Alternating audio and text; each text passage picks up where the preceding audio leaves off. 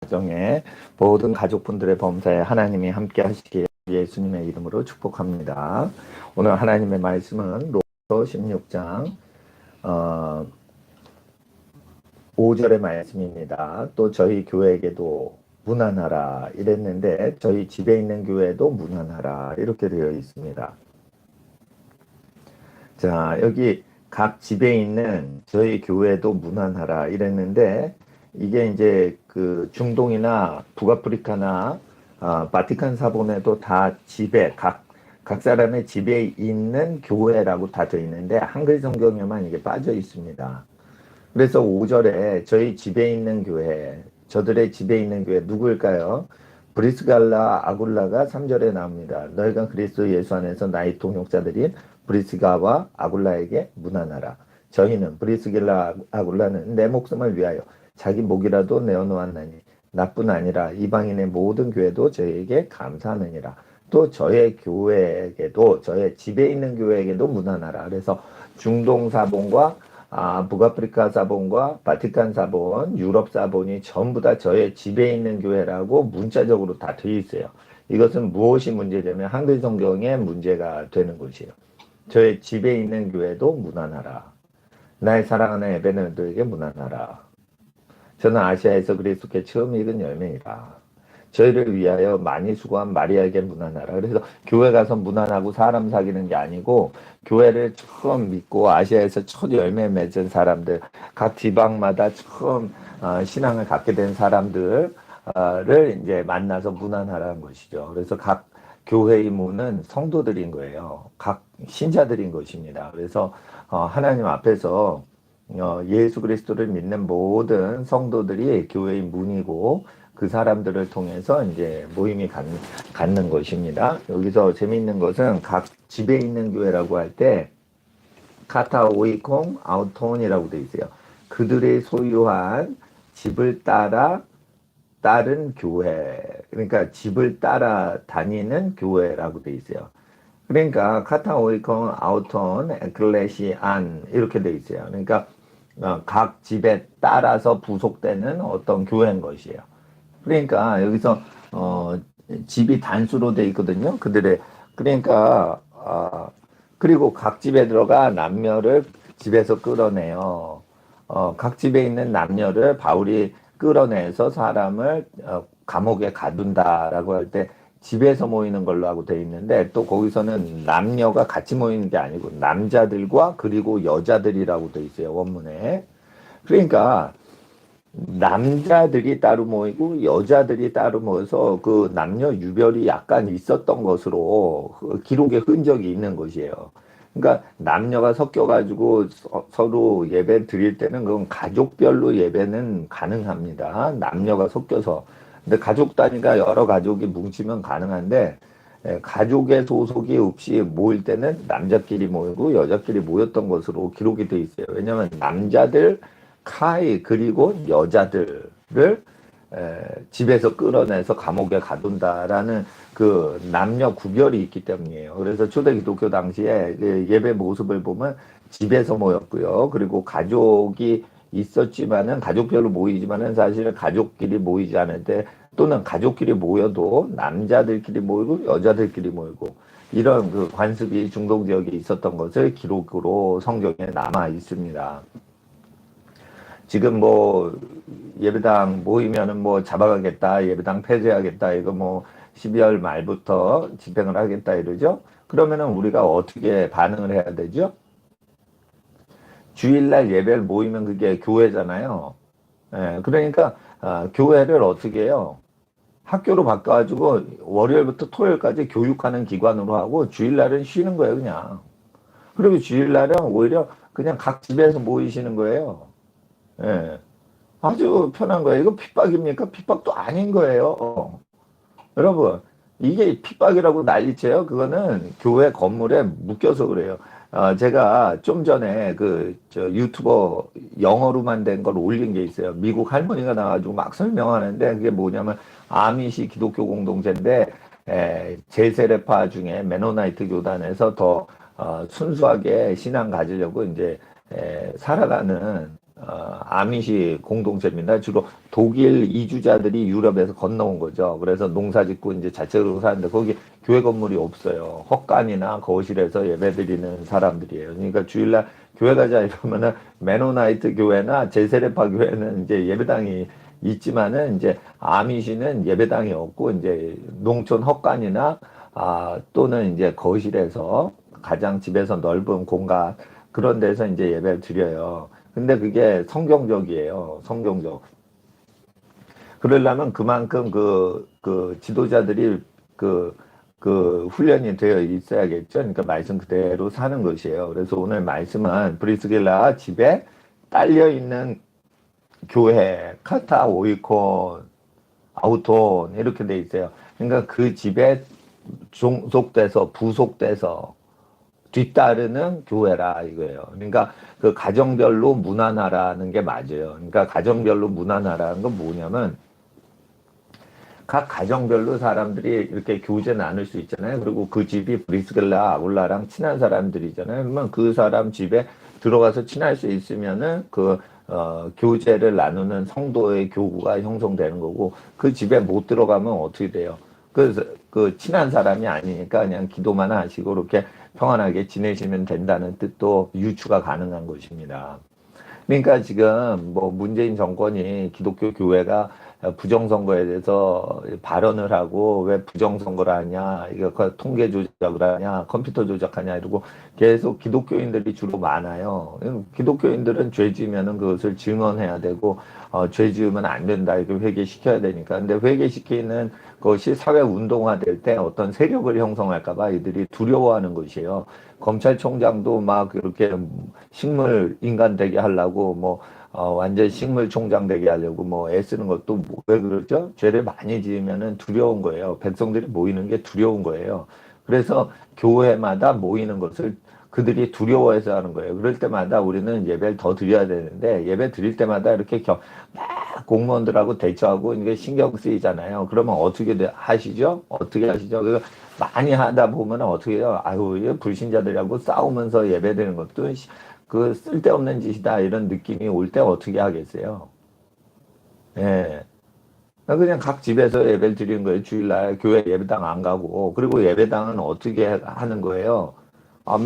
저기 아미시처럼 어떻게 해요? 월요일부터 그냥 금요일까지 그냥 매일 어린이들을 신앙으로 교육시키는 거예요. 예. 아미시 보면은 독일어 성경 쭉 읽혀요. 그리고 영어 성경 쭉 읽혀요. 이러면서 이제 외국어로 이제 성경 읽기만 쭉 창세부터 계시까지 시키는 거예요. 예. 그렇게 교육을 시키는 거예요. 월요일부터 이제 금요일까지. 그러니까 예배당을 어떻게 해요? 주일만 쓰는 게 아니라 역발상으로 해가지고 월요일부터 금요일까지 그냥 예배당을 쭉 쓰는 거예요. 그리고 자녀들을 온전히 신앙심을 가리키고 가르치죠. 그러면 어른들도 이제 회개를 하고 바뀌게 돼 있어요. 왜냐하면 자기보다 자기 자녀들을 더 소중히 여기니까. 만약 자기보다 자기 자녀를 더 소중히 여기는 마음 상태가 없으면 그건 크리스찬도 아니고요. 불신자보다도 못한 사람이에요. 불신자들도 자기 자녀들을 소중히 여겨서 자녀들은 더 잘 되게 만들려고 하죠. 크리스찬은 당연히 성령으로 거듭난 사람들이니까 자녀를 사랑하는 마음에서 교육에 열정을 들이겠죠. 그러니까 월요일부터 금요일까지 모든 신앙 교육을 위해서 성경을 통독하는 것이죠. 유대교 믿는 분들도 이제 회당 시나고그 회당 가면은 어떻게 되냐면 그 구약 성경을 달달달달 다 외워요. 그러면은 그들의 그 공동체가 형성이 되는 것이에요. 근데 이것이 구약 유대교에서 있는 방식이요. 신약 성경에 그대로 그 전통이 내려오기 때문에 기독교인들도 그대로 유대 전통을 따르는 그 방식을 계승 발전시킬 필요가 있는 것이죠. 네. 그 제가 있는 데는 지금 미국 뉴저지에 와 있습니다. 일단은 제가 하나님께서 그 인터넷 방송을 주로 지금 하라고 그렇게 얘기를 하시냐면 하나님 앞에서 지금 교회마다 지금 핍박이 들어오잖아요. 그러니까 예배당별로 뭐 이렇게 정원을 정해서 30% 50% 이내로만 예배 드려라. 그러지 않으면 2년 이하의 징역을 치겠다. 이러면서 사울처럼 옥에 가두려고 뭐 난리 치잖아요. 그러면 어떻게 돼요? 각 가족별로 그냥 집별로 하는 거예요. 근데 굉장히 그게 어려워요. 가족끼리 모인 것을 그걸 해체시키는 건 무지무리 어려운 겁니다. 그거. 예? 살기가 등등한 사람 외에는 그걸 할 짓이 못 된다는 걸 알고 아주 질려버려요. 그냥 공무원들도. 그러니까 하나님 앞에서 이게 왜 성경이냐면 이거 예수님께서 분부하신 대로 그대로 지켰기 때문에 각 집에서 예배 드리는데 바울이 각 집에까지 사생활 침해하도록 들어갈 지경까지 이렇게 탄압하기도 힘들어 먹게 되는 거예요. 그러니까 하나님 말씀을 지키면은 탄압하는 사람이 더 힘든 거예요. 더 힘든 거예요, 그게. 그러니까 탄압을 하는 사람이 얼마나 피곤하겠어요. 그 각 집에서 그냥 사생활로 있는데 그거를 간섭하고 들어가려면 얼마나 힘들겠어요. 그러니까 우리가 생각을 할 때 우리가 그 항상 역발상을 생각을 해야 되는 거예요. 예? 하나님이 왜 이렇게 얘기하셨는가? 예? 로마서에서 왜 이렇게 얘기하시고 사도행전에 왜 이렇게 얘기하시고 예. 그리고 4장 15절 골로새서죠. 4장 15절 눈바라는 여자의 집에 있는 교회에 문안하는 내용이 나와 있어요. 그러니까 그것도 또 집에 있다고요. 그거. 그러니까 뭐냐면 집은요 교회 자체를 형성시키도록 그렇게 돼 있는 거예요. 예. 그러니까 하나님 앞에서 교회를 지으면 그거를 거의 다 그냥 학교로서 교육을 시키는 이제 학교로서 또는 예배 처소로서 하는데 그게 학교인데 뭐 예배 그냥 자녀들을 기독교인으로 온전히 교육시키는 부모님들의 모임으로 해가지고 자녀들하고 함께 기도 모임하고 교육하다가 공부 시간 하다가 이제 잠깐 찬양 예배 드리는 거 그게 음악 시간인지 예배 시간인지 어떻게 알아요? 멀리서 들으면 몰라요. 북한의 지하교회 성도들도 어떻게 하냐면 그냥 공산당 노래에다가 그 저기 가사만 바꿔서 찬양을 하면 멀리서 들으면 그게 공산당 노래인지 하나님 찬송인지 멀리서 들으면 그 음절이 정확히 구별이 안 되기 때문에 그냥 가락만 들리면 아 저거 무슨 곡이구나 이렇게만 공산당 곡으로 들리지 그 가사는 가까이 들을 때만 이해가 돼요. 그러니까 우리가 노동하는 현장에서 그렇게 공산당 핍박을 피해서 예배드리는 북한 성도들을 생각한다면 가정에서 이게 예배드리거나 학교에서 예배드리면 굉장히 좋죠. 그러니까 교회 예배당 건물을 전부 학교로 전환시키셔야 돼요. 지금. 예배당 건물을 전부 학교로 전환시키고 교회는 가정에서 그냥 주일날 쉬는 거예요. 그냥 예배를 드리는 거예요. 인터넷도 괜찮아요. 그러니까 하나님께서 왜 이런 핍박을 주셨겠어요? 성경을 한번 실천해 보라고 주신 거 아니겠어요? 그래가지고 만약에 이게 그 교회 간판이요 성가리가 돼가지고 이게 국제 학교가 되죠. 그러면 주일날 쉬는 거예요. 주일날 쉬고 어떻게 하냐면 부터 토요일까지는 그냥 학교로 쭉 쓰고요. 그리고 예배 훈련도 거기서 다 되지만 학교 커리어로 운영되는 거예요. 그러니까 자녀를 하나님의 거룩한 예배자로 교육시키는 부모의 자녀들만 교육시키는 그런 학교를 설립하는 거죠. 예. 그리고 이제 국제적으로 하셔야 돼요. 왜 그러냐면 성경을 외국어로 교육시켜가지고 외국어 교재가 이제 성경으로 하면 되니까. 그러니까 외국어 공부하는 외국어 학교인 거예요. 근데 유대인들이 이제 핍박을 하니까 어떻게 했냐. 학교만은 짓게 해달라. 그러니까 로마 제국에서 핍박을 하는데 유대인들 핍박한 시절에 학교는 짓게 했어요. 그러니까 학교를 지어놓고 어떻게 했어요. 모세율법을 쭉 가리킨 거죠. 그러니까 회당을 헐어버려도 학교는 짓게 해버리는 거예요. 그래서 여러분 아셔야 돼요. 구약에 그 저기 성전을 지었어요. 근데 하나님이 성전을 버리시는 게 나와요. 솔로몬 성전을. 타락하면 이 성전을 내가 버린다라고 했어요. 그리고 실제는 느부갓네살 때 그 성전이 회파가 되면서 다 뺏겨요. 그런데 재미난 것은 신약 성경에 성전이 없던 시대에 회당 모임할 때 예수님이 이 땅에 오셨다는 거예요. 왜 회당 요즘 말로 하면은요 교실이에요. 교실 회당이라는 거. 그러니까 원룸 교실 있죠. 그 저 아미시 그 교도들이 그 기독교인들이 그 원룸 클래스가 있어요. 원룸 스쿨. 그러면 이제 1학년부터 8학년까지 한 룸에 몰아놓고 다 가르치는 거예요. 그러니까 이 1학년부터 8학년까지 교실 하나에 다 잡아 넣고는 거기서 다 가르치는 거예요. 근데 그게 교사도 한 명인데 그게 다 된다는 거예요. 교사가 8학년이면 8명이 필요하지 않아요. 예. 그러니까 1학년부터 8학년까지 한 명의 교사가 다 가르칠 수가 있는 거예요. 너 이거 하고 있어. 그리고 다 3학년 이렇게 가르치고 6학년 하고 8학년 가르치고 너 이거 하고 있어. 얼마나 잘 풀었어. 이러면서 그냥 원룸 처치, 원 티처 스쿨이 그게 다 되는 거예요. 근데 그런 거는 이제 교육 시스템이죠. 그러니까 회당 제도를 그대로 그냥 빼다 박아 넣은 거예요, 그게. 예? 거기서 유대인들이 생존을 하고 그랬던 것들을 그대로 도입을 한 거죠. 독일의 기독교인들이 박해를 피해가지고 살 때는. 이 독일의 그 스위스 지역과 알프스 지역에 살던 스위스 형제단이 핍박을 피해가지고 독일에 살다가 스위스 알프스 지역으로 올라간 거예요. 근데 거기서도 또 핍박이 있으니까 어떻게 해요? 예? 전쟁이 일어나고 그러니까. 그러니까 미국으로 이사 온 거예요. 그러니까 미국에서 그냥 알프스 산속에서 그대로 성경대로 살다가 보니까 어떻게, 1차 대전, 2차 대전이 딱 터지니까 독일어를 쓰면 다 적성국 국민인 걸로 오해를 받으니까 어떻게 해요? 아미시, 그 기독교인들이 제세례파들이 어떻게 해요? 자기 모국어인 그 이민원 독일계 사람들이 독일어로 예배드리면서 거기서 그냥 공동체를 이루어서 그냥 살아버린 거예요. 취직도 안 돼요. 1, 2차 세계대전 때.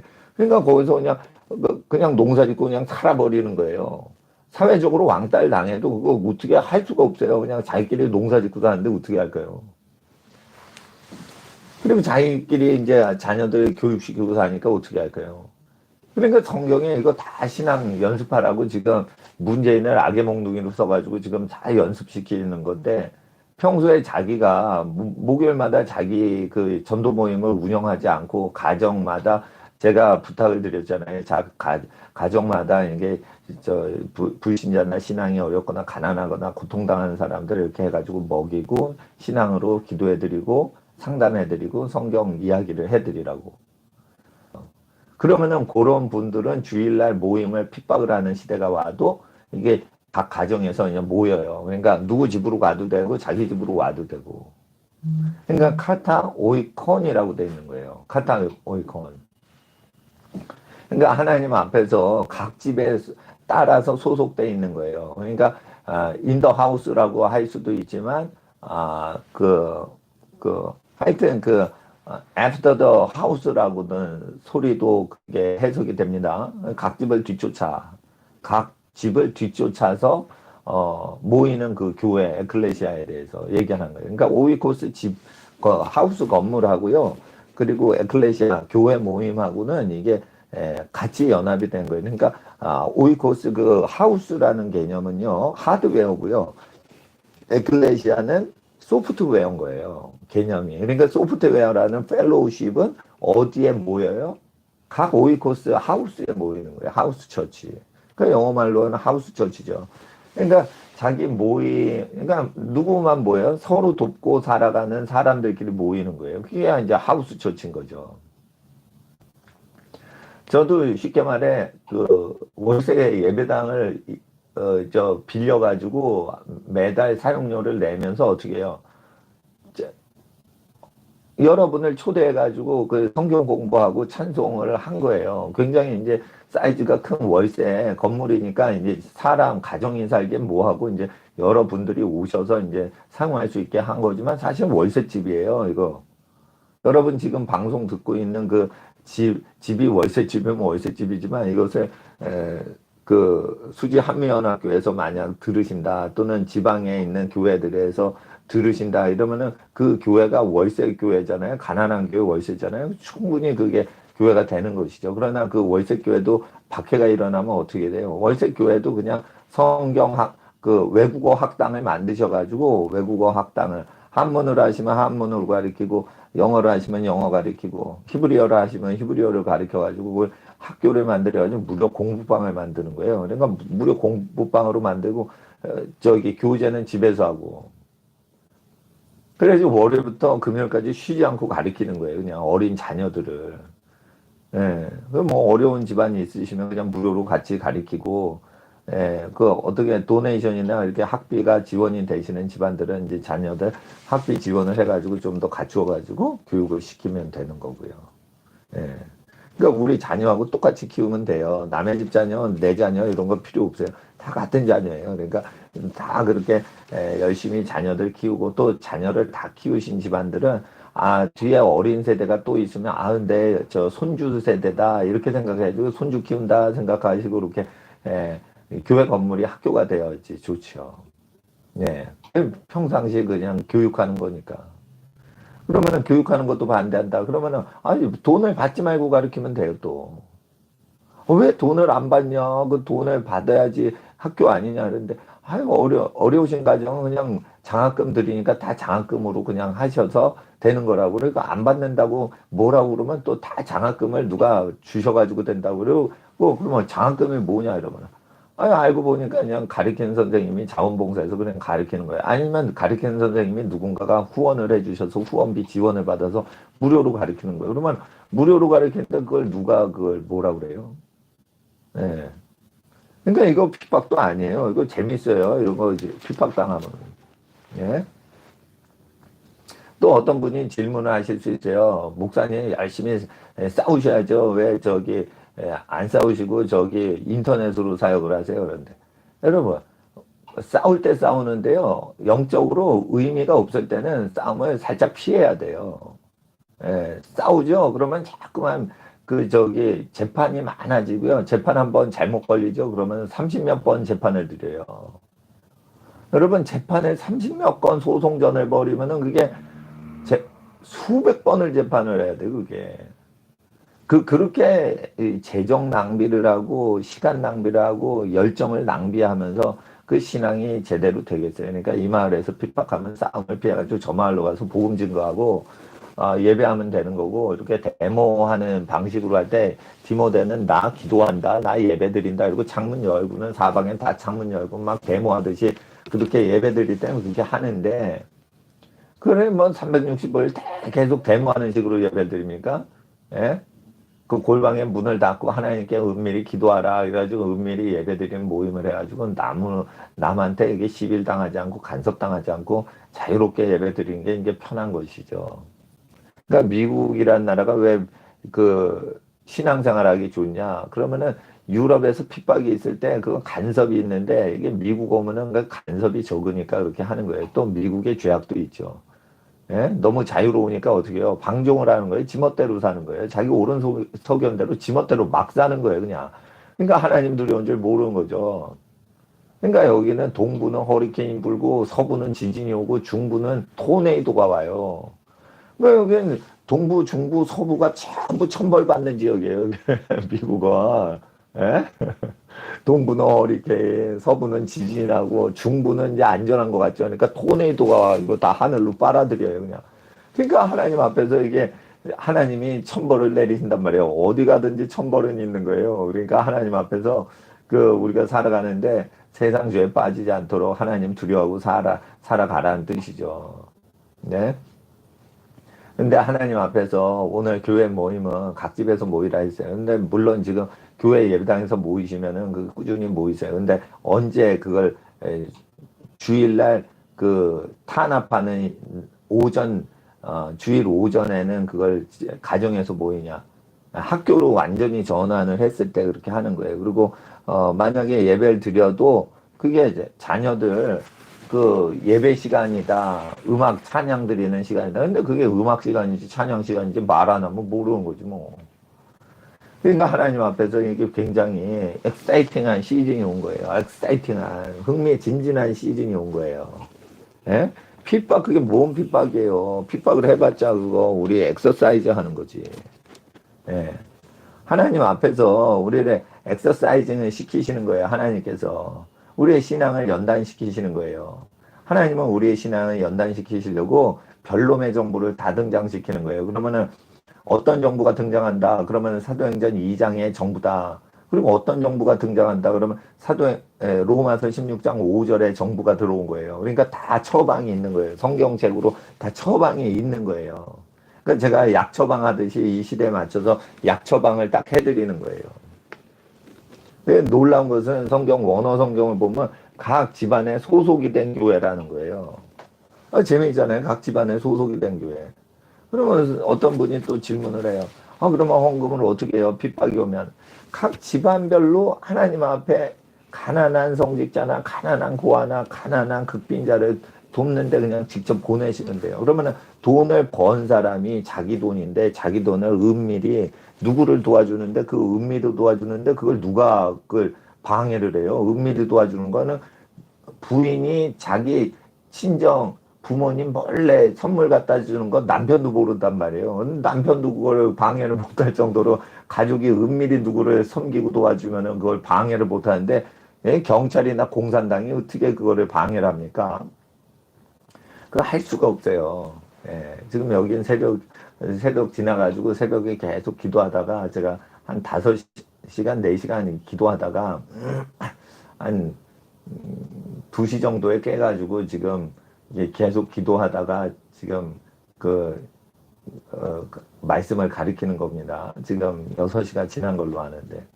하나님 앞에서 거기는 한국은 몇 시간이 됐는지 몇 시가 됐는지 제가 정확히 시간 모르지만 이거는 하나님의 절대 진리의 말씀인 거예요. 그래서 핍박이 올 때도 신앙생활하는 매뉴얼이 있다는 거예요. 그게 뭐냐면 사도행전이고 그게 바울서신에 나오는 각 가정별로 모이는 모임들을 얘기하는 것이에요.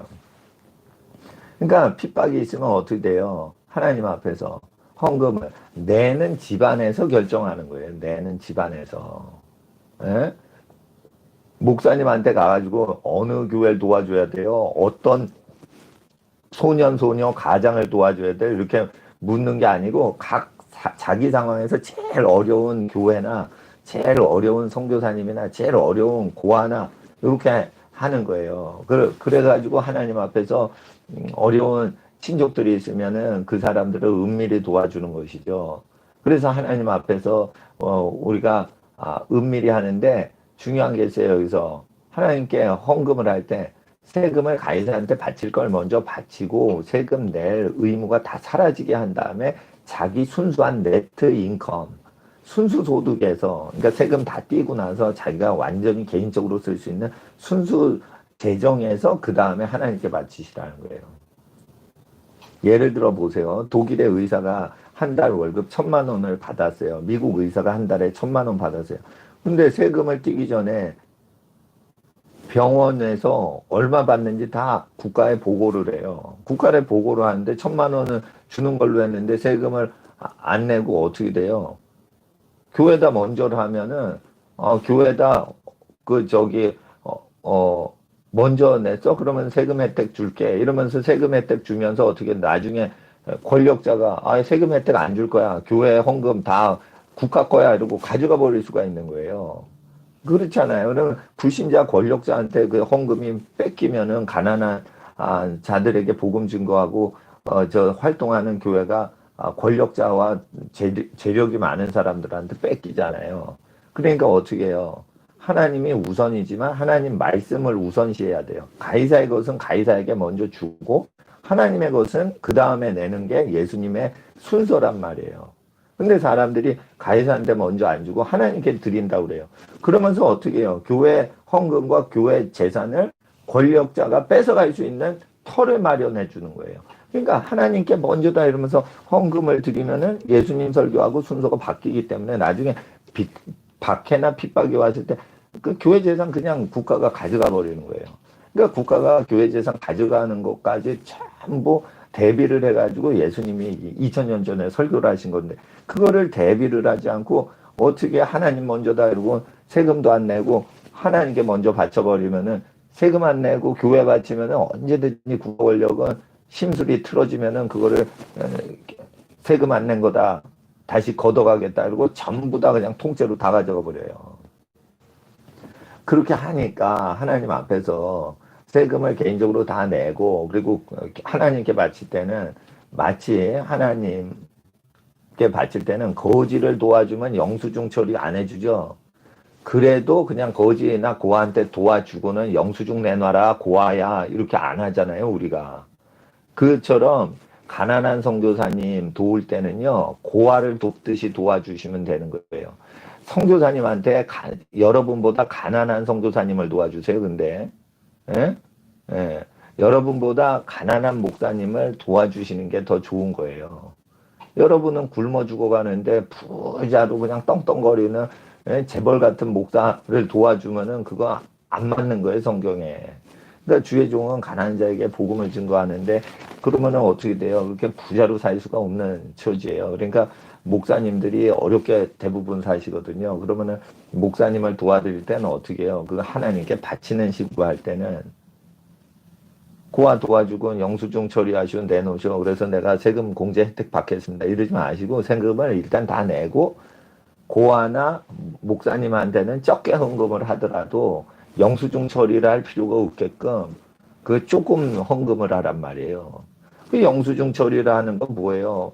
목사님, 선교사님, 고아 여러분 내가 많이 드리려고 그래요. 대신에 세금 처리할 수 있도록 영수증 처리하세요. 이렇게 하지 마시고 영수증을 안 받아가더라도 안 받아가는 대가로 헌금이 확 줄더라도 그 조그만 헌금만 하더라도 마음 편하게 그거를 고아를 도와주는 거예요. 그러니까 목사님이나 선교사님을 섬길 때도 고아를 도와줄 때처럼 이렇게 뭐 영수증 처리하세요 이렇게 요구를 해서는 안 되는 거예요. 누가 저 엄마 잃어버린 고아한테 저 영수증 처리해 내가 너 10만 원 도와줄 테니까 너 영수증 발행해봐. 누가 그래요? 고아는 영수증 발행하는 장치도 없어요. 그리고 가난한 목사님들 보세요. 영수증 처리하는 장치가 있는가. 그거 다 세무서에 보고를 하고 세무서에 등록하고 그 재산이 있는 교회들이나 영수증 처리하는 거지. 재산이 하나도 없고 길거리에서 전도하는 목사님이 재산이 10만 원밖에 없는데 그런 사람이 어떻게 영수증 처리를 해요. 그러니까 가난한 목사님을 도울 때 그게 예수님을 돕는 거예요. 그러면 영수증 처리가 안 된다는 건 헌금 모금이 잘 안 되는 그냥 개인 사역자들이에요. 그러면은 그 개인 사역자나 개인 고아들을 돕는 게 하나님을 섬기는 거예요, 그게. 근데 사람들이 국가 정부의 세무서에 신고해서 종교 영업지를 하고 있는 형태를 갖춰야 하나님이 받으신다. 이건 다 넌센스란 말이에요, 넌센스. 하나님은 이렇게 헌금을 영업하듯이 수금하는 형태로 하신 적이 없어요. 성경을 보세요. 그거는 교회가 아주 부자가 되고 유럽에서 그냥 큰 부자들이 교회에 와가지고 재산 헌납할 때 교회가 기업체 형태로 바뀔 때의 모습인 거지. 2000년 전의 교회 형태는요. 그 어떤 영업하는 느낌이 없단 말이에요. 그냥 복음을 증거하고 전도자는 떠나는 거예요. 그러면 떠나면은 그 차비하라고 식사하시라고 이렇게 하나님께 헌금을 드리면 다른 마을로 그 전도자들이 떠나는 것이에요. 그렇게 하는 거지. 누가 영수증 처리해가지고 세무서에 보고하는 목사가 옛날에 2000년 전에 어디 있었어요? 님도 그런 거 안 하셨어요. 그리고 그런 거 싫어하세요, 예수님. 근데 사람들이 자기가 세금 혜택 받고자 하는 야망과 욕망과 인정받고자 목사님한테 내가 이렇게 했어요. 그리고 뭔가 도와준 흔적을 남기고자 하는 그 육인 욕구가 있단 말이에요. 그러니까 자꾸만 국가에 보고하고 이런 게 자기 의란 말이에요, 이게. 그렇게 할 바에는 헌금을 하지 않든지 헌금을 하려면 조금만 하고 그냥 영수증 처리 안 하든지 세금 공제 혜택을 받고 싶으면 혜택을 받지 말고 가난한 사람을 적게 헌금이 가도록 하든지 그러는 게 나은 거예요. 가난한 사람은 원래 가난하니까 조금 도와줘도 괜찮아요. 그런데 많이 도와주고 세금 공제 혜택 받으려고 그러면서 액수를 불리려고 하니까 가난한 사람 그게 모독을 하는 거예요. 그게 가난한 사람은 많이 받으려고 그러는 게 아니에요. 많이 헌금하려고 그런 건 자기가 인정받고 흔적을 남기려는 세속화된 기독교인들이 하려는 방식인 거죠. 이게 유럽의 왕족과 귀족들이 하던 방식이에요. 그러면 안 되는 거예요, 그거. 예, 그러니까 하나님 앞에서 가난한 사람을 부끄럽게 하는 식으로 굳이 할 바에는 헌금을 조금 알아야 돼요. 그리고 그 권력자한테 세금을 더 내고 교회는 조금 하는 게 나은 거지. 교회 헌금을 많이 하고 권력자한테 세금을 안 바치려고 하면은 그 자기 영광으로 돌리는 거예요, 그게. 그러니까 모든 헌금을 국가를 끼고 하려는 것은 그 의롭게 보이는 것 같지만 그게 가난한 사람을 생각 안 하는 거예요. 그 잘못된 관습이 부자 교회를 형성했을 때 중세 유럽 교회에서 형성된 거지. 유럽 교회는 국가 자체와 끼고서 하니까 국가 권력이 교회 권력이었어요. 그러니까 국가에 보고하고 교회 보고하는 게 같이 돼 있는 거예요. 그러니까 세속화가 된 거예요. 교회는 이 세상 나라에 속한 게 아니라고 되어 있어요. 성경에, 예수님 설교에. 내 나라는 이 세상에 속하지 않았다라고 요한복음의 빌라도에게 얘기하셨잖아요. 그러니까 우리가 이걸 잘 알아야 되는데 중세교회 스타일을 개신교회 교인들도 따라간다는 거죠. 헌금 낼 때는. 그러니까 하나님 앞에서 이제 약간 이 수준을 우리가 높여주셔야 돼요. 기독교 신앙의 수준을 높여주셔야 돼요. 세상적인 것을 빼내셔야 되는 거예요. 그러니까 오늘날 이게 문재인 정권이 들어와서 우리가 얼마나 훈련하기가 좋습니까? 신앙 훈련하기가. 핍박이 있으면 예? 길거리에서 막 청와대 앞에서도 데모하고 그런 사회의 죄악을 회개시키려고 청와대 앞에서 데모를 하는 거예요. 예? 우리 예배 드리려고 그 데모를 하겠어요? 우리 예배는 은밀히 드리면 되지 뭘 우리가 예배 드리는데 그걸 허락받고 예배 드립니까? 우리 예배 드릴 수 있도록 허락하라. 뭘 허락해요? 허락할 권리도 없어요, 걔네들은. 우리가 예배 드리면은 그냥 권리가 우리한테 있는 거지. 왜 정부가 예배 드릴 권리를 줍니까? 줄 수 없어요. 방해만 할 뿐이에요. 회방꾼들인 거예요. 그러니까 회방을 안 받으면 되는 거지. 회방을 안 받으려면 사적으로 예배를 드리면 되는 거예요. 아미시처럼. 예? 그렇게 하는 거예요. 자기 헛간에서 예배드리고 그러는데 누가 그걸 어떻게 알아요? 헛간에서 흥얼거리면서 노래하면서 일을 하는지 문 닫고 하는데 그거 예배드린지 어떻게 알아요? 창고 문을 닫고 하는데 농가주택에서. 그 각 가정의 거실마다 손님 맞이해가지고 뭐 노래하는 건지 뭘 하는 건지 어떻게 알아요? 그게 예배인지 손님 맞이는 가정일인지 그거 어떻게 알아요? 예? 전 세계가 일요일은 다 쉬어요. 그러면 어떻게 돼요? 집에 들어가지고 거실마다 너 친구 와가지고 이렇게 그 노래하고 피아노 연주하고 그래서 손님 와서 노는 거 그걸 어떻게 분별을 해요? 그거 예배인지 손님 와서 그 접대를 하는 건지. 그러니까 뭐냐면 그 편하게 예배 드리는 거죠. 단지 이제 교회의 재산이 쌓이지 않는다는 거죠. 근데 뭐 이제 핍박을 받는데 교회 재산 쌓으면 뭐를 그걸 쓸데없는 거지. 예? 그 핍박을 안 하는 데서나 뭘 해가지고 뭐 크게 교회 사업을 늘리고 이런 것도 가능하지만 그 핍박이 있으면 그렇게 늘리지 않는 게 그 지혜로운 거예요. 왜냐면 방해를 하거든요. 핍박을 하는 시대에는 예배 드리면 방해를 하니까. 이것도 이제 어떤 성도님 다락방이에요. 다락방인데 한 모이면 한 15명 모여요. 지붕 처음 바로 밑이에요. 이게 사각형으로 되어 있는 이게 다락방이에요. 여기 사람도 안 쓰는데 나왔다고 저기 다락방을 주신 거예요. 그러니까 다락방 전체인데 여기 뭐 빠글빠글 거리면은 한 15명도 모이고 구석탱이에서 설교하면은 또 이게 뭐예요? 이게 십자가예요, 십자가. 십자가 보여드려? 예. 십자가란 말이에요. 십자가 맞죠? 예, 십자가란 말이에요. 예. 그러니까 이게 뭐냐면 다락방에서 이게 예배드리는 예배초소란 말이에요. 각 집안마다 이렇게 예배초소가 다락방마다 있는 거예요. 그러니까 환란 나면 이 집으로 다 모여가지고 여기서 예배드리는 거예요. 이거. 네. 예, 큰 집도 아니에요. 이거. 예. 근데 이게 웬만한 소형 예배당하고 똑같이 할 수 있다니까요. 그러니까 집안마다 기도초소를 만들 때 여차하면 그게 다락은 그 여름에 덥고 겨울에 춥잖아요. 그러니까 사람이 항상 살기에는 안 맞지만 일시적으로 손님 왔을 때 따뜻하게 데핀 다음에 뭐 하기에는 괜찮은 장소예요. 일시적으로 쓰기에는. 예. 예. 그러니까 그러기 때문에 이제 그 마가의 다락방에서 모인 것이 아닌가. 그리고 그게 최초의 성령을 받았던 초대 기독교의 모임 장소의 원형이 됐어요. 그러면 다락방마다 기도처소를 마련하는 게 무엇이다? 신앙이다. 그러니까 자기 집을 늙힐 때 반드시 하나님께 기도하고 예배하는 처소를 마련하려고 내 집을 마련한다. 그것은 성경적인 것이다. 예, 핍박이 왔을 때도 그게 사유재산이기 때문에 여러분 주택의 사유재산 어떤 공간 영역이기 때문에 그것을 남이 뺏어갈 수가 없다. 여러분 집에 방이 3개 있는데 한쪽 방만 국가에서 뺏어갈 수가 없어요. 왜냐하면 현관이 하나인데 어떻게 그 현관 들어가서 한쪽 방 구석탱이 아이 공부방만 정부 공산당이 뺏어가겠다 그래요. 집 전체를 뺏어가든지 못 뺏어가든지 이렇게 통으로 하는 거지. 근데 다락방으로 딱 하면은 이게 뭐가 탄압이 어렵냐면 모든 집안의 룸을 다 해치고 가서 끝에 다락방에 올라가는 입구가 생겨요. 그러니까 온 집안을 다 뚫고 들어가지고 다락방에 기어 올라가지고 잡아내야 되니까 잡히기도 제일 어려운 데가 다락방이라. 그러니까 은밀하게 예배드리라는 상징성이 있는 거예요. 그러니까 예배는 어떻게 해요? 은밀하게 예배드릴 수 있는 훈련이 돼 있어야 된다.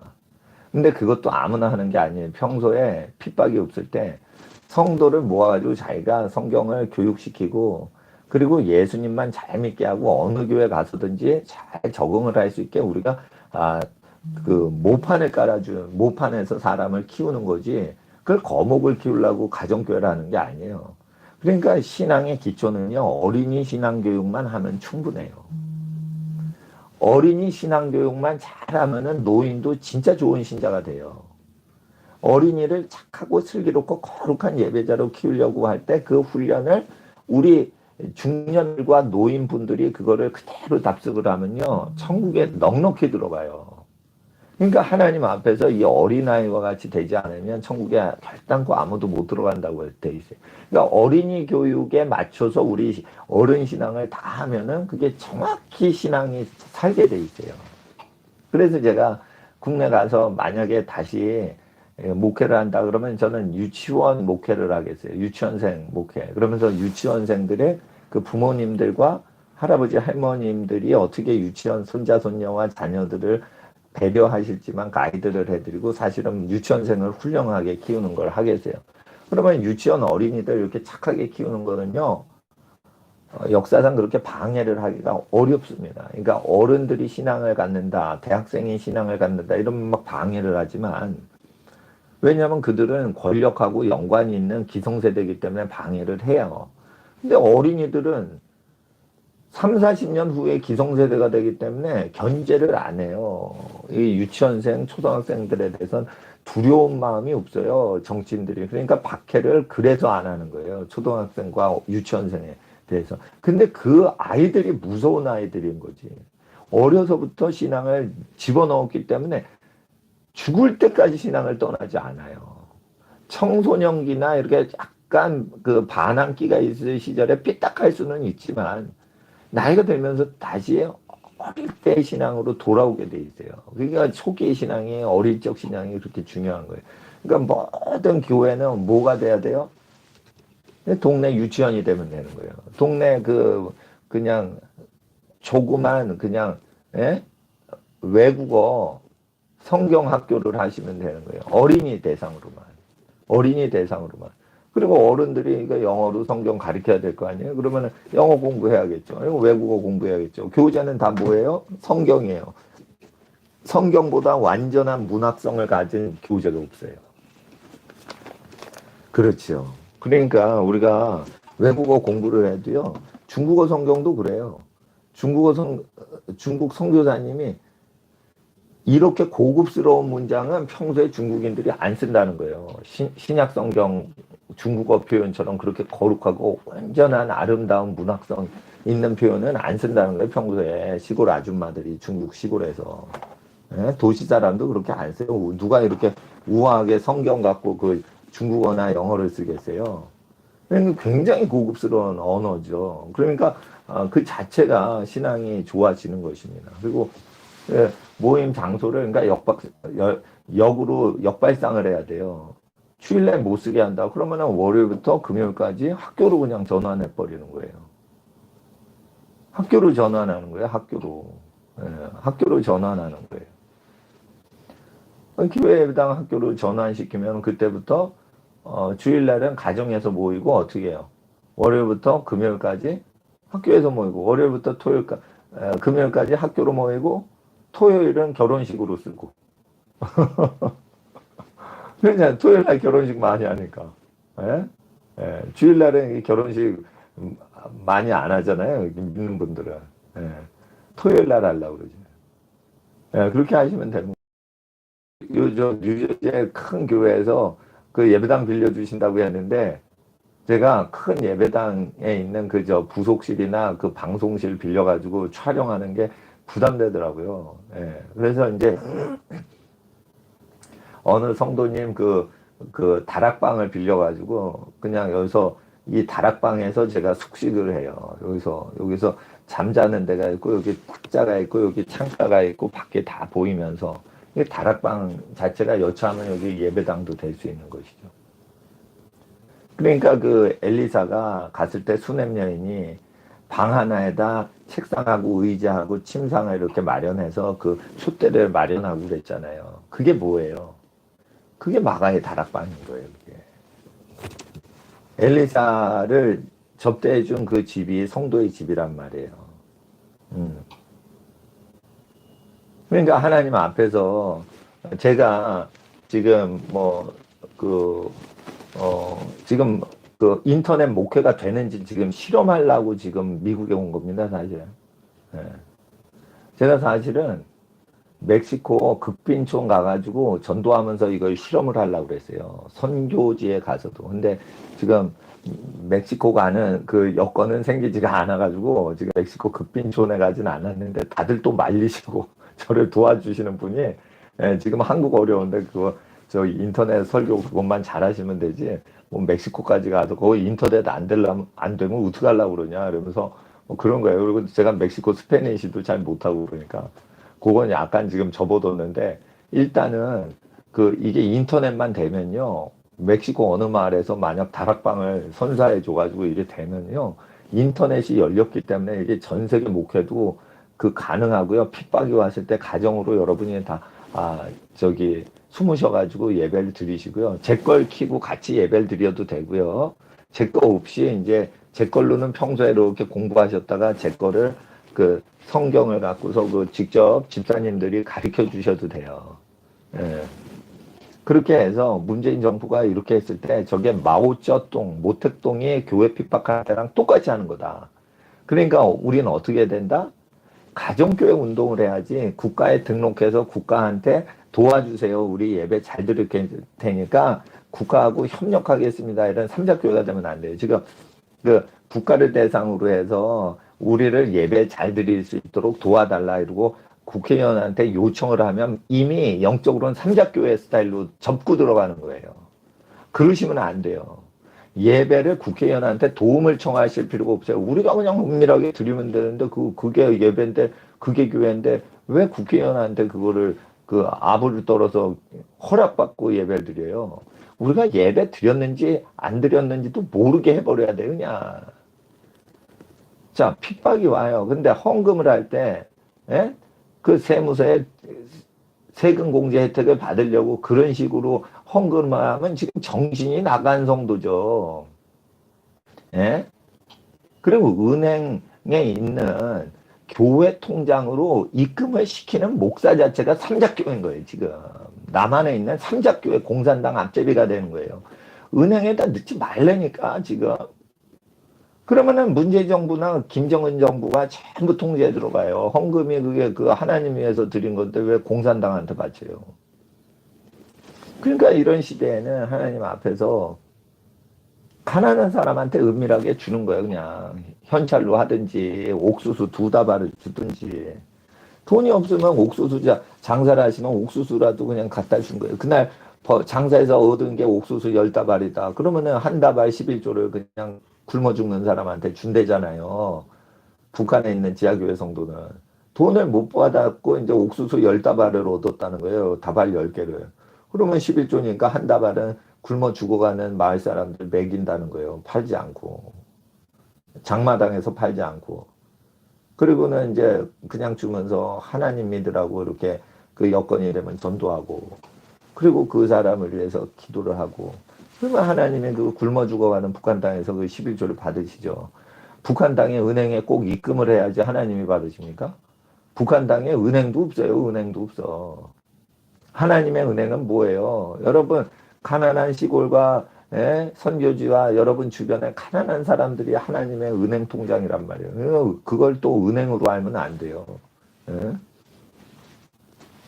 그러니까 하나님 앞에서 사람이 먹고 살 수 있도록 생계 유지를 할 수 있도록 신명기에 헌금이 쓰여지도록 11조나 이런 것들이 쓰여질 수 있도록 하라. 특별히 11조는 가난한 레위인들과 고아나 빈자들을 식량비로 쓰라고 돼 있어요. 거기 11조를. 그러니까 11조를 교회 운영비로 쓰는 것보다 솔직히 말해서 고아들 생계비로 쓰는 게 성경적인 거예요. 그리고 목사님 그 뭐 그 도서비로 쓰세요 이렇게 해가지고 책 사보세요 하는 걸로 11조를 쓰는 것보다 목사님 밥을 드세요 해가지고 그 쌀이나 반찬을 살 수 있게 그렇게 하는 게 성경적인 거예요. 뭐 도서비를 뭐 살 필요 없어요. 성경 연구하고 성경 가르치면 되니까. 그러니까 하나님 앞에서 목사님 도서 연구비 그런 것보다도 오히려 생계가 어려우신 목사님한테 그냥 먹고 사세요. 이런 식으로 하는데 그게 꼭 고아들 도와주는 거랑 비슷하거든. 그게 11조를 어떻게 쓰는지 이게 쭉 신명기에 여러 번 나와요. 세 번 이상 나와요. 11조를 어디다 쓰는지. 그리고 신명기를 지키라고 돼 있어요. 그리고 신명기를 기억하라고 돼 있어요. 말라기서 4장 4절에. 제가 오늘 미국 와서 설교가 제일 잘 되네, 이게. 네? 다락방 와서 해서 그런가? 다른 데는 호텔에서 해서 그런가? 다른 설교도 잘 됐는데, 지금 굉장히 밤새서 지금 철회하고 지금 잠이 안 와가지고 이제 뭐 방송 찍고 그러려고 그러는데, 예, 생스 기빙 할러데이예요 여기. 예. 그 다 문 닫아요. 예. 예. 근데 하나님 앞에서 이 핍박을 할 때 예배당을 폐쇄하는 교회 폐쇄법이 있지만 교회 폐쇄 못 하고요. 예배당 건물 폐쇄예요. 그것도 저기 유치원 폐쇄가 아니에요. 예? 예. 교육기관 폐쇄가 아니에요. 그래서 저기 예배당을 못하게 하고 예배당 간섭을 하고 예배당 등록제를 하고 그러면은 등록을 하면 돼요, 안 돼요? 안 되는 거예요. 그거. 안 되는 거예요. 예, 예배당 허락받고 하는 거 아니에요. 그리고 국회의원한테 이렇게 가지고 섭외를 하고 그러죠. 국회의원들이 뭔데 예배를 간섭하는 거예요. 예배 간섭법을 만들어도 그거 끼지 않는 거예요. 그리고 우리 마음대로 하는 거예요. 우리 마음대로. 응? 예를 들어 보세요. 밥을 먹지 말라는 법이 있어. 기도하고 예배하면 밥을 먹지 말라. 밥해서 우리가 먹는데 그걸 어떻게 말려요, 그걸. 어떤 사람이 그래요. 청와대에 있으면 밥 먹는 걸 금지할 수 있다. 아니, 해봐. 사람을 밥 못 먹게 굶게 어떻게 해봐. 사람이 뭔 짓을 해서든지 밥을 먹여가지고 자녀를 키우려고 하는 거예요. 그거 못 막어요. 그건 못 막어. 그 말이 머저리 같은 법을 만드는 거예요. 예배하는 자는 식사 금지. 그거를 지네가 지킬 수가 있어요? 솔직히 말해보세요. 내가 인터넷으로 이렇게 막 설교하는데 설교하는 사람 잡아가겠다. 예를 들어 그런 시대가 온대 봐요. 설교하는 사람 잡아가지 않는 나라로 내가 피신을 하면 그들이 어떻게 잡아가요? 법으로만 그렇게 뻥을 칠 뿐이지 실력 행사를 하지 못하면 그 법은 죽은 법인 거예요. 아시겠어요? 그러니까 법조인들이 법이 이게 죽을지 살지 그거를 의심하면서 그걸 얘기를 한다고. 근데 겉으로는 얘기를 안 하는 거예요. 왜냐면 그거를 법이 죽을 수도 있다. 지키는 사람이 없으면 그건 사문화되는 법이다. 이거를 왜 말을 안 하냐. 그걸 말해버리면 자기가 권력이 작아지거든. 그 법조인들이 자기네끼리는 뒤에서 얘기를 하셔요. 이거 죽는 법 아니냐. 김영란 법이 그게 3만 원, 5만 원, 10만 원이냐. 물가가 지금 얼마인데 3만 원 이상 쓰면 안 된다고 그러냐. 이러면서 법조인들은 뭘 지금 뒤에서 얘기하시냐면요. 3만 원어치 뭐를 식사를 먹으면 안 돼. 뭐 그런 게 있대요. 김영란 법에. 그게 사람들이 그걸 지키지 않으면 사문화된다는 거예요. 근데 법조인들은 그걸 다 알아. 사람들이 3만 원 너무 싸구려다 그러. 물가를 모르는 인간이 그거 정한 거 아니냐. 누가 지금 3만 1,000원 먹으면 잡아가고 3만 원 이하로 먹으면 안 잡아가고 그게 물가를 모르는 사람이 이거 다 공무원들도 다 얘기하는 거죠. 그러니까 뭐냐면 법을 만들어 놓고 이거를 만든 사람도 지킬까 말까 고민을 한다니까 이거. 근데 국민들이 그거를 지키겠어요, 그걸. 만들어 집행하는 인간들도 그걸 안 하는데. 그러니까 예배 드리는 사람 굶기겠다 이렇게 하죠. 니네가 그거 굶겨봐. 능력이 있어? 굶기지도 못해요. 굶기지도 못해. 굶기려고 해도 인간은 별짓 다 해가지고 먹고 살아. 그러니까 교회가 왜 집에 끼고서 교회 설립을 하도록 그렇게 기록이 되게 하시냐. 가정생활을 파괴하는 건 불가능한 거예요. 자기네가 좋아가지고 가족끼리 사는데 그걸 어떻게 파괴를 해요? 네? 그러니까 가정별로 소속이 되게 한 거예요, 교회를. 그러면은 가정별로 교회인 거예요, 사실은. 여기 A 학생 가정이 있어요. B 학생 가정이 있어요. 내가 여러 교회를 지금 모아놓고 한 번에 설교를 하는 거지. 사실은 이게 하나의 교회가 아닌 거예요. 한미연합 예배당인 거지. 한미연합 교회라고 하는 것은 여러 진짜 교회들이, 가정들이 모여가지고 그냥 설교자가 20번 이상 설교를 따로따로 하면 힘드니까 한 번에 할 때 20가정 정도가 그냥 듣는 거예요. 그리고 20가정이 헌금을 낼지 말지는 그 각 가정이 결정하시면 되는 거예요. 어차피 설교를 했는데 헌금을 못 바쳐도 목사는 헌금을 받아가야겠어요. 이런 권리가 없어요. 내시는 분이 내질 않으면은 그거는 후원금이고 성교헌금이고 받을 근거가 없는 거예요. 왜? 거저 받았으니 거저 주어라 하셨거든요. 예수님이 설교를. 예수님이 설교자들한테 돈 받고 가르치신 적이 없어요. 신학교에선 돈 받고 가르쳤어도. 예수님은 신학교랑 다르신 거예요. 가난한 자에게 너희 소유를 나눠 주어라. 그러면 내가 너희 그냥 무료로 가르쳐 줄게. 나를 따르거라 이거예요. 따를 때 너 돈 내놔. 그러지 않으면 나 따라오지 마. 이랬습니까? 예수님은 안 그러셨어요. 그러니까 우리가 예수님 신앙을 알면은 이제 그 목사님들 중에 가난한 성도가 있는데 누가 헌금 내라고 그럽니까? 그거 살기 어려서 가난하고 또 살기는 넉넉한데 신앙이 없어요. 그러면은 신앙이 없는데 부자 보고 강제로 돈 안 내놓으면 내가 그 설교도 안 하고 기도도 안 해줄 거라. 누가 그럽니까? 그거? 그 하나님의 사람은 그렇게 안 살아요. 그러니까 뭐든지 자연에 물 흐르듯이 이렇게 신앙생활 하도록 그렇게 형성된 것이 교회라는 것이에요. 성경에 기록된 대로. 그러니까 왜 그 자꾸만 집에 있는 교회라고 그래요. 브리스길라 아굴라의 집에 있는 교회를 따르는 에클레시아라고 그래요. 그러니까 사람이 소그룹으로 그 모임, 가정별로 모인 걸로 사실은 말이죠. 헌금도 그 각자 그 분권재산형으로, 뭐라고 그러나, 독립재산형으로, 그렇게 하는 것이죠. 그러니까 10만 명 교인을 모아서 당회장이 그 헌금 운영하면은요, 그 수십억 모여요. 뭐. 11조를 10만 명 11조를 모아서 그 큰 돈을 어떻게 쓰겠어? 그러니까 11조나 모든 헌금은 구역별로 구역장인 사람이 가난한 사람을 돕는 집사한테 보내서 10만 원씩 쪼개가지고 알뜰하게 그걸 다 없애는 거예요. 일주일마다. 그러니까 10만 명이면 뭐예요? 10명씩 모이는 거 하면은 1만 개의 교회가 있는 거예요. 그러면은 10만 명의 목회하는 목사님은 무료 설교하고 헌금은 10명씩 모여서 10명이 모은 11조는 어떻게 해요? 한 가정이 한 달 겨우 살 수 있는 정도 나와요. 그러면은 그 교구에서 제일 가난한 동네 가가지고 도와주든지 보호를 빵을 구워주든지 다 10만 원 그냥 쓰면 될 거 아니에요, 그냥. 일주일에. 일주일 동안 20만 원, 30만 원, 예를 들어 모였다. 많이 해서, 10명이 모았는데 진짜 1인당 10만 원씩 100만 원을 모은 거예요, 10명이서. 그래도요, 100만 원을 10명이 다 저기 가난한 사람만 진짜 전담으로 돕는 사람이 하면은요, 일주일 동안 100만 원을 써요. 근데 여러분, 10억이나 100억이 모여보세요. 그거 한 달 동안 써요? 못 써요, 못 써. 뭐, 알뜰하게 쓸 수가 없어요. 그 큰 덩어리라서. 그렇기 때문에 우리가 하나님 앞에서 작은 스몰 모임마다 그 가난한 사람에게 나누는 게 하나님 법인 거예요. 예.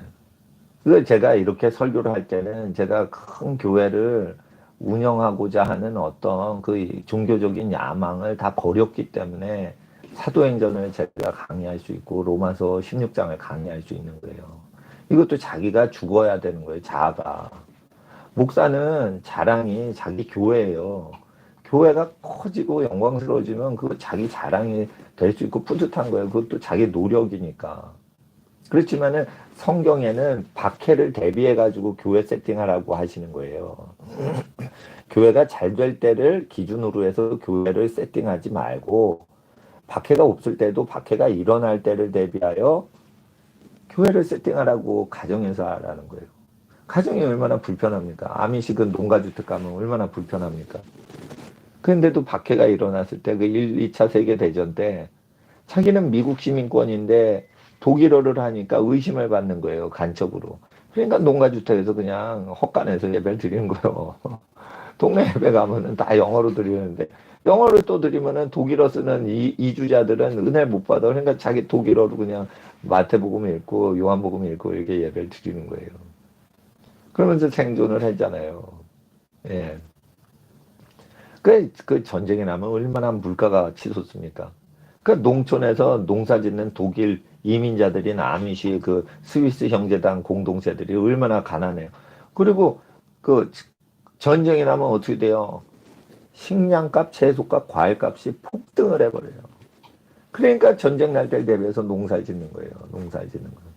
그 마당에다 이렇게 과일 나무를 심고 과일 즙을 짜가지고 지나가는 사람한테 사과 주스를 팔고 그런 걸 제가 지나가다 사과 주스를 사 먹었어요.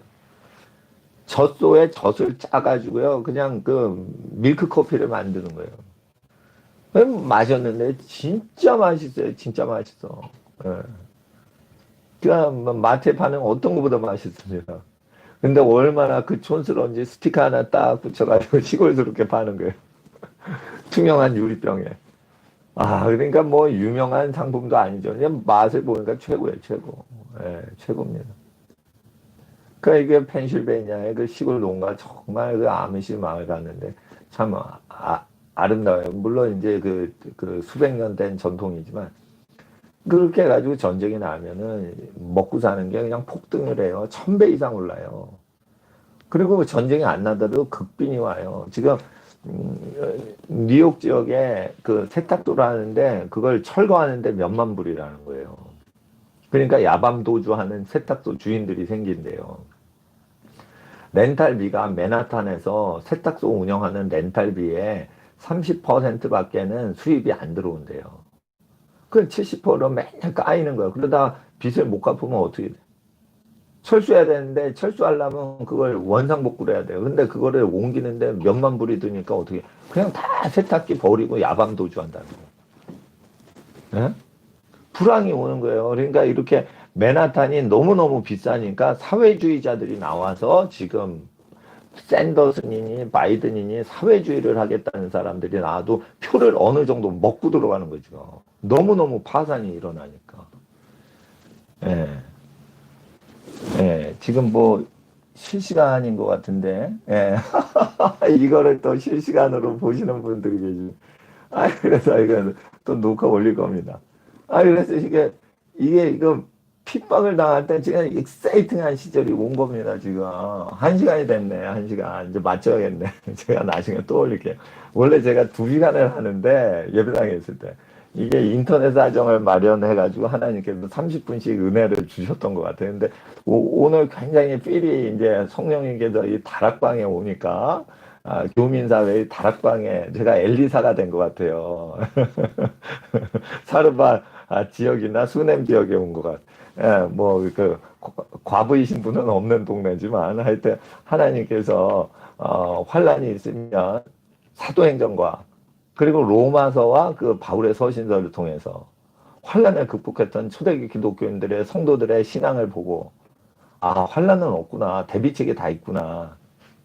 오늘 이 말씀을 듣고 함께 하신 여러분에게 하늘의 모든 축복과 땅의 크신 복이 환란을 대비해서 대비하고 있는 여러분 성도들 모든 가정과 자녀와 모든 범사에 함께 하시기 주 예수님의 이름으로 축복합니다. 그러한 복이 임할 줄 믿습니다. 할렐루야. 하나님이 여러분 사랑하시고 축복하십니다.